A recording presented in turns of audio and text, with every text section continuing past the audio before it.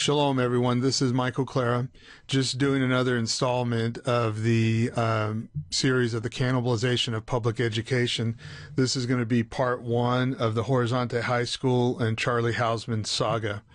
And just by way of review, this is a series about Government Records Access and Management Act. These are grammar requests on it's a state law here in the state of Utah that was adopted in 1991.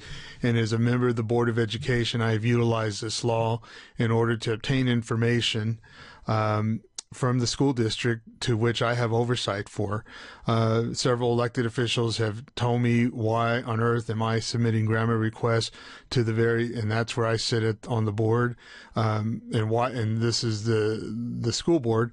He's a student member of the board, but the question is, why as an elected member of the board am I having to submit grammar requests? And that's a good question, but you'll see why in this particular series, why I have to do that in order to get information.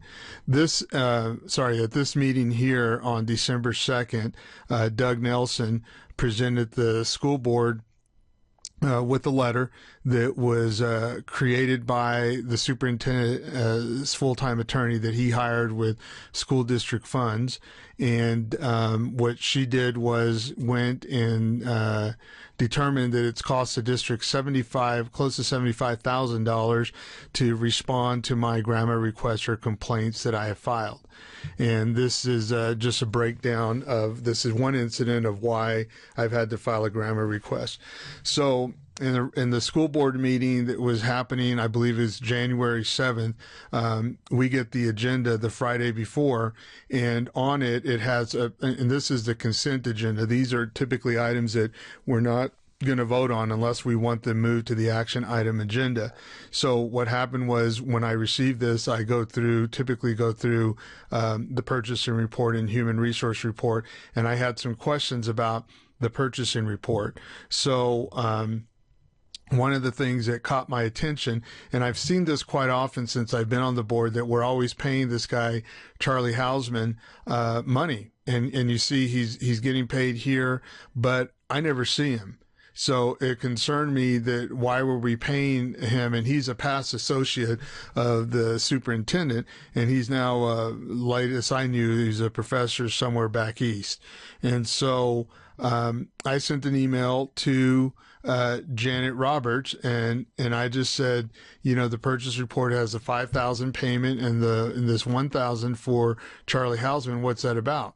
She says the $5,000 is because contract that we have with Mr. Huasman for evaluations. I said, okay. And she said they're required for a SIG grant. I said, can you please send me a copy of the contract then? She sends me this contract, and she says that the $5,000, it looks like, and if you go back and look at it, there was another professor too that was getting paid $5,000, this Angelina. And so they're both getting paid $5,000. And as I read this, it said SIG evaluations, that they'll happen twice a year. And so twice a year, they did an appraisal. Then when you read this, it says twice a year they're doing evaluations. And so I then sent her an email to Janet Roberts, a business administrator, and I said, is there a place online where I can see the evaluations that we're paying him for?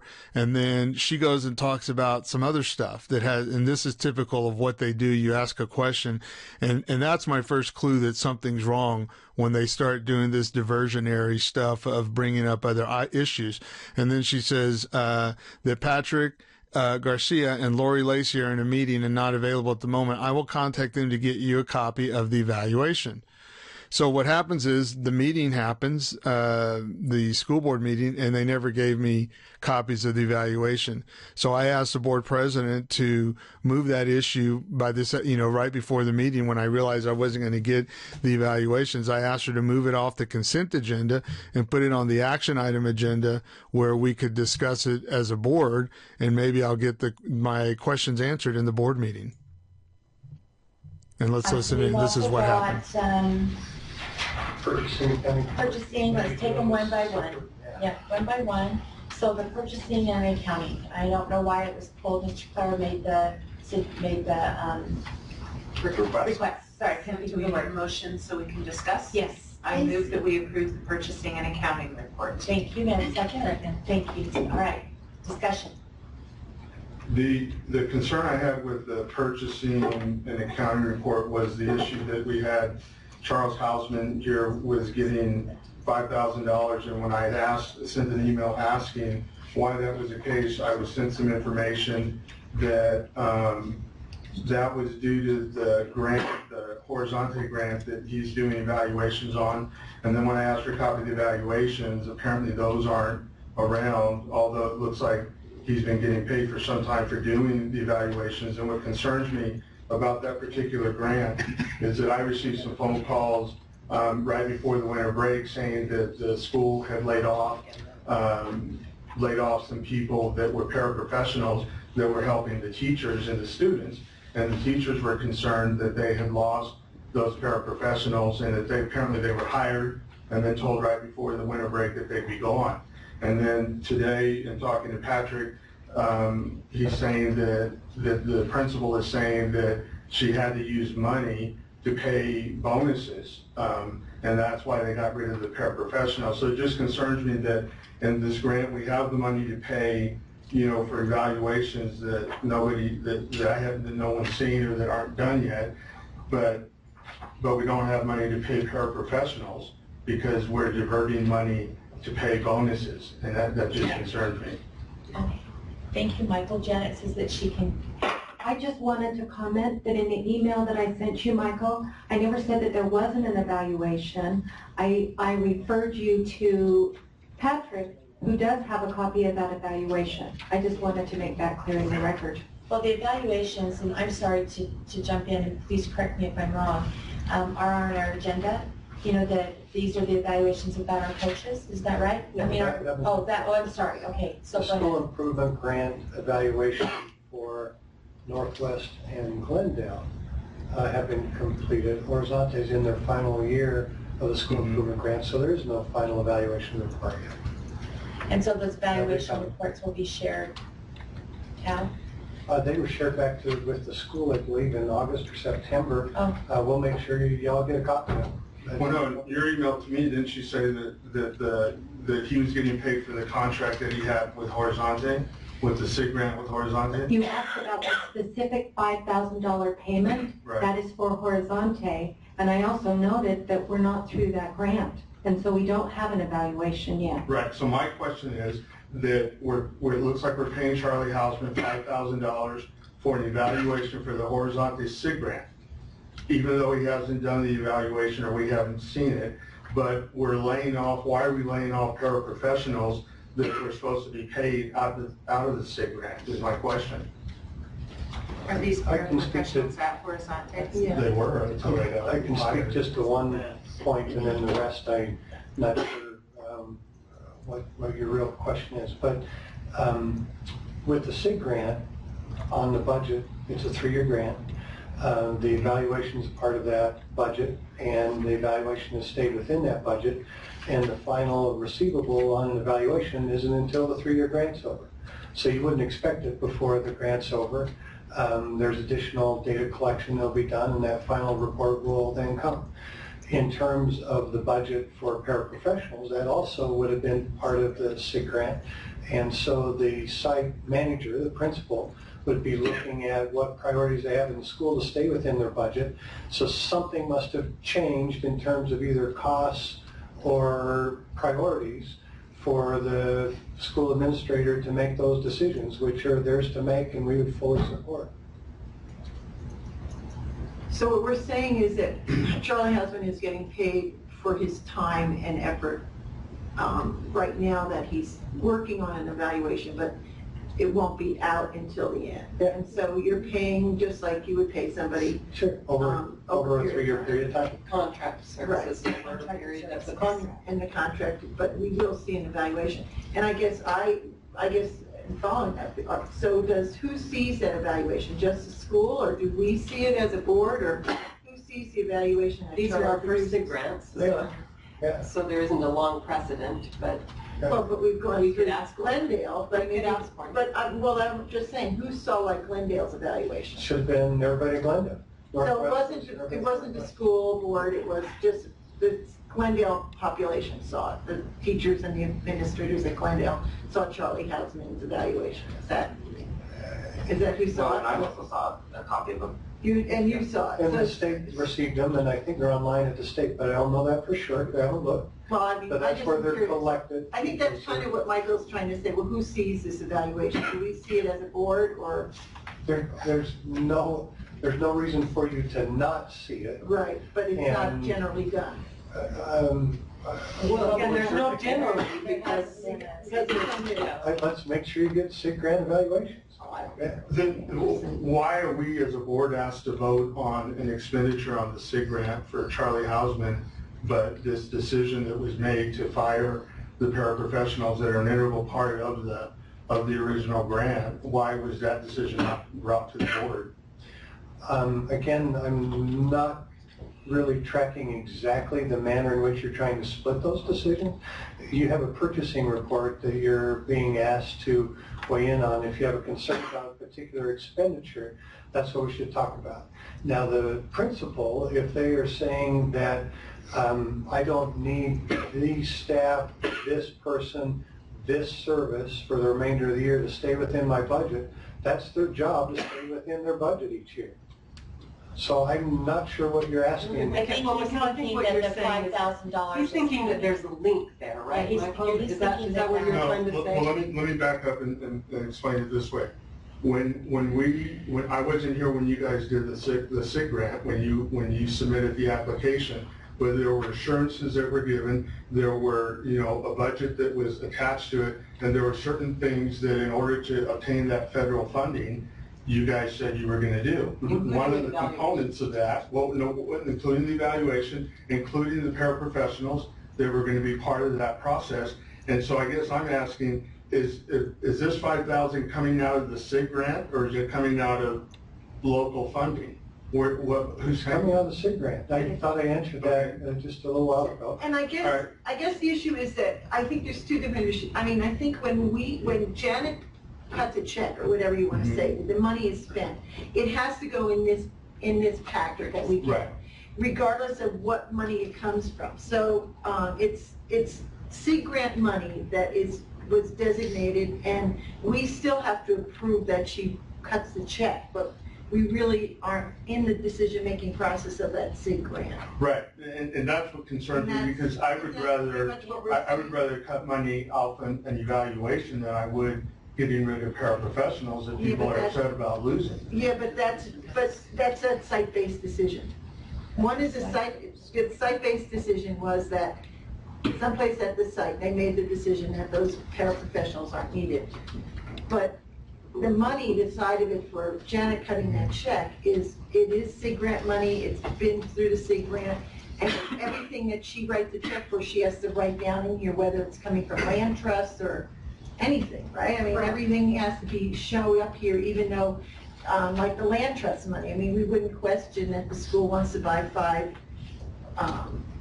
smart boards, because it's land trust money and the school, it's a site-based decision, et cetera, and the same, I think, for what they're saying for Charlie.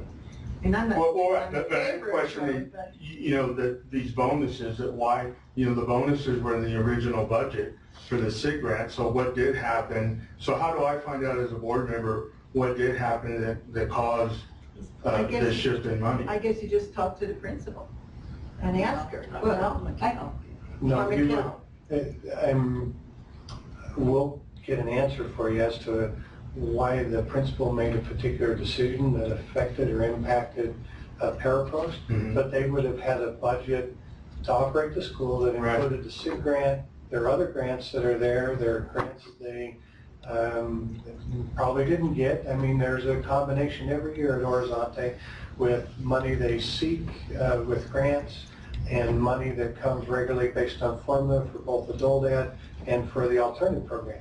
So it's a pretty complex revenue stream. Mhm. So whatever occurred at the school, decisions have been made to stay within budget and serve the kids the best possible. That's been a site-based decision. So it catches me by surprise, because I know that there were parapros at the school that were informed months ago that there would be a change in their hours and/or positions, and they were helped to find other jobs. So if you're saying there's a surprise group, I'm not aware of that at all. Yep, that's what they're saying, that they were hired in the fall and then told right before winter break that they couldn't come back because there was no more funding for them. That happens with grants, unfortunately, way too often, where you have a one-time funding source and And that's all I'm asking, why did that happen? let's see what we can find out for you. Okay, thank you. Okay. On this Vote on it. motion on the table. Yeah, so any other discussion?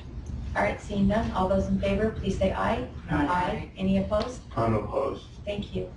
All right, so our next one is So that's a perfect example of why I end up doing a grammar request. I'm not going to cover that in this part one, but just to finish up on this, here's the budget. And by the way, the comments that were put on that video, I didn't know a lot of those answers until after the meeting. But it's interesting. I'm sitting in the meeting and Janet just lies. I mean, Janet Roberts is a business administrator and she says, yeah, there is evaluations. No, there isn't evaluations. I mean, just within 90 seconds of one statement, she'll contradict it, because that's what the superintendent said. So she had to fall in line with that. That's not what her email said. So that's kind of why I get, a bit frustrated with them, because I can't keep up with their deceptions. And that's why I, read the term somewhere, which I apply it to this administration, that incompetence just camouflaging corruption. And so here's the budget that I got later. And you see here, it shows the parapros that they were getting $185,000 a year. They had budgeted for that. And this was the third year. And then the bonus for the teachers was $234,000. These two dollar amounts were not available this third year. But they had money. And like I put here, the evaluation is not even budgeted in here. And the superintendent claimed it was. I got a copy of the, and this is, I'm sorry, and let me finish up with this. This is the grant application. So I went and looked at the grant application, and the funding was awarded on this, and it talks about the evaluation process.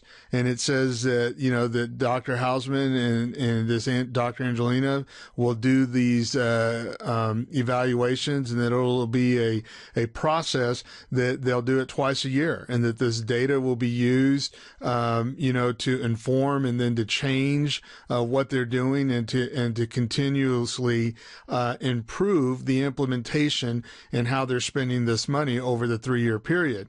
That's not what happened. In fact, the outcomes of the students actually dropped and did not improve during the 3-year process of this grant.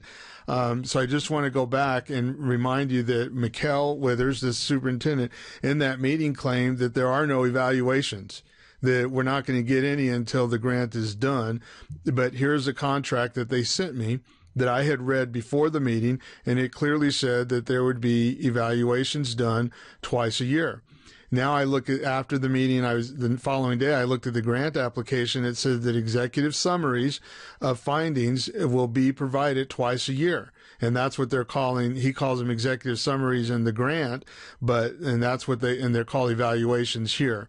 And then you see twice a year, that's why they're getting paid twice a year, $10,000 twice a year to do these evaluations. And then at the end, it'll be an appraisal that'll also cost another $5,000.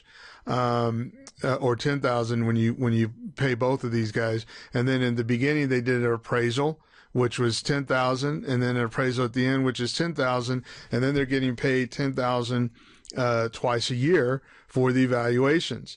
And then again, you go back here, and the purpose of doing the evaluations twice a year was to inform and to be able to implement new strategies. So that's what I was asking for. Nobody, by the time that meeting started, could produce the evaluations. And by that point, we had already in the contract, what I was able to determine later through grammar requests and investing a lot of time in this with the state State Office of Education also I was able to determine that we only have 2 evaluations, is what I finally got a couple weeks later, or a week later, from the State Office of Education, and then the district 2 weeks later gave me only 2 evaluations, and I had color-coded this. This is that contract, and I'll go over that more. This contract that you see here is the same one that's here. I've just color-coded it for my purposes. I had to make it in a big poster board, and I went through and matched all the documentation through this grammar request, and these 2 pink ones are the only evaluations that they could produce at the time. And then the green is showing everything that we've paid for. And so that's what my concern is. These are the kinds of things that I discover through a grammar request, that we have paid for these evaluations when only 2, and these are required. These were required by the grant application and by the contract, that each of these should be an evaluation, but we only ended up with 2.